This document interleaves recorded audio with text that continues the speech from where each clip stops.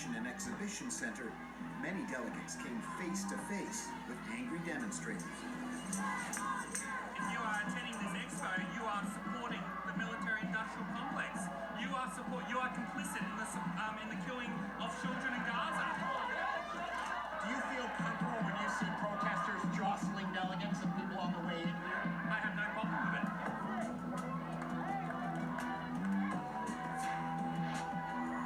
Parts of the CBD were shut down. Morning peak hour traffic slowed to a crawl. Forces Expo has only just started, and already protesters are testing police lines. For the police here and for delegates and protesters, this could be a long rest of the week in Melbourne.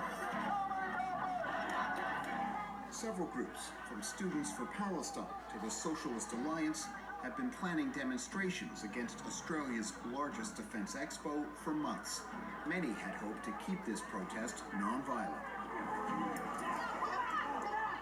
Free speech is important, and I think if people are not harming or intimidating people, I think that's totally acceptable. But clearly, there was intimidation and violence. Police were spat on, pelted with horse manure, and bottles filled with liquid which they identified as acid. 24 officers were treated for injuries. Prime Minister Anthony Albanese said some protesters crossed a line. You don't say you're opposed to defence equipment by throwing things at police. Behind the protective lines, thousands of attendees made it inside to the expo. For exhibitor Travis Reddy, it wasn't easy. Did you have much of an issue getting in here today?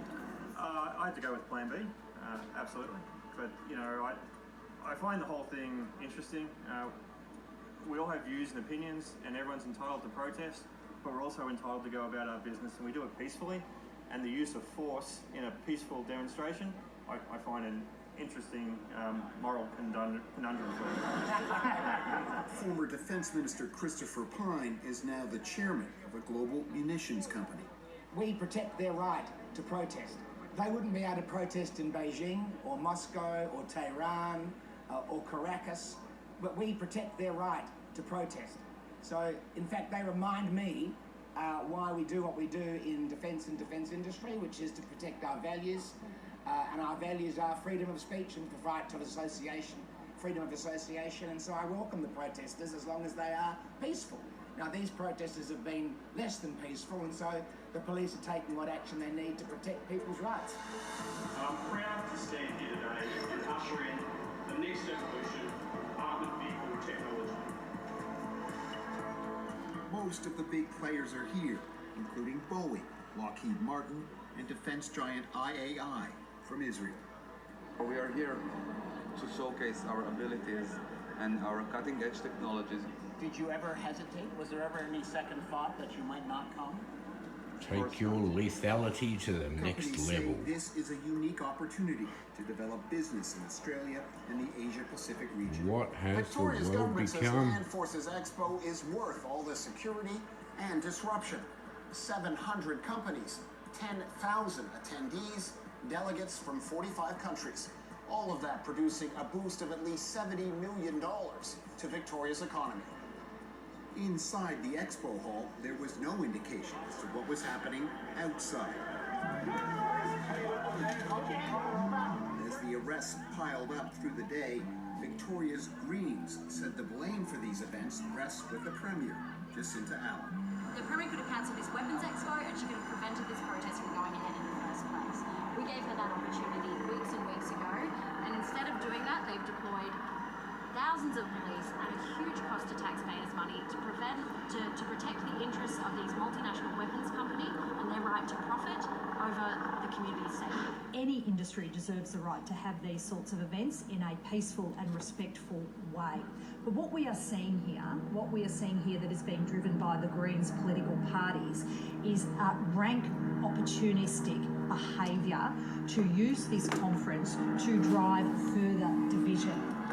The Greens have called for an inquiry into excessive police violence at today's protests. The Chief Commissioner of Victoria Police Expect more of this worldwide, people. and condemned demonstrators.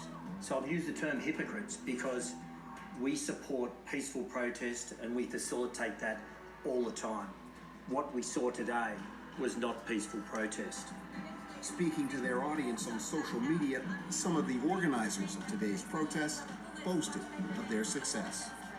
We're still protesting and we are resisting. We are people alive. Their weapons don't scare us. We're going to stay here and we're going to keep disrupting it. And I have a little bit of pepper spray in my hair, but it's all good.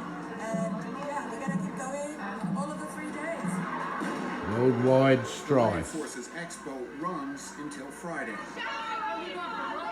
Civil unrest. Burmese caught in the Nation crossfire. against nation. Protests. Ethnos against ethnos. Birth pains. It's only 56 days now until the US election, and the stakes for today's debate were sky high, especially for Kamala Harris appearing on the presidential debate stage for the first time.